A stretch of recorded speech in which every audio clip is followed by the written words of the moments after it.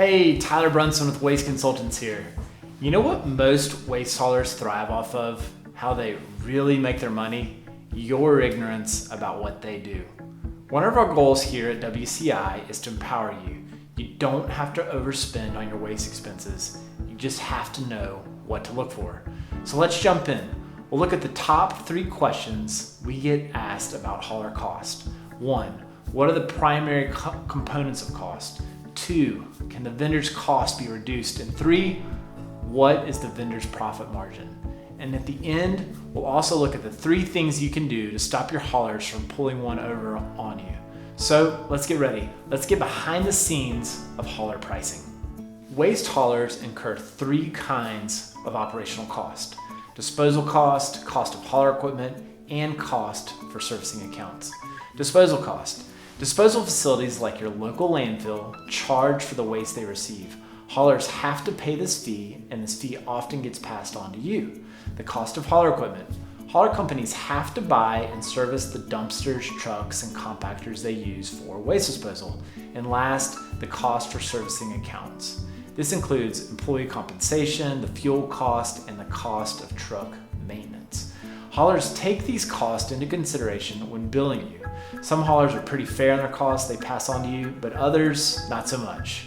We've seen haulers making over 100% profit at the locations they service, which we think is just outrageous. The profit margin varies depending on which part of the country you're in, but most haulers will not enter into an agreement unless they're making at least 15% profit. Haulers tend to increase their rates 1 to 4 times per year, and oftentimes these increases are anywhere between 10 and 20%.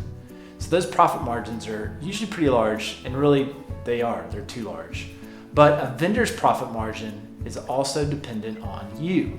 Most haulers are betting that you won't notice sudden price hikes or that you won't care if you do, but we do. We conduct a monthly invoice audit to catch these hikes, then fight them on your behalf. Not one of our clients will ever pay an unfair bill or invoice. What can you do to protect yourself from price gouging?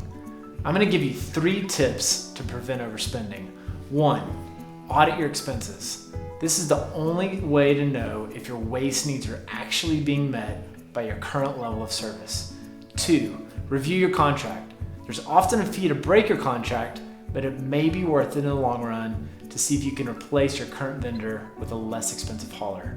Contracts often specify how and when price increases can happen. Be sure to check yours. And then 3, price out other vendors. It's really likely that there's another hauler in your area that can do the same work for less. If it makes financial sense to switch waste haulers, you absolutely should do so.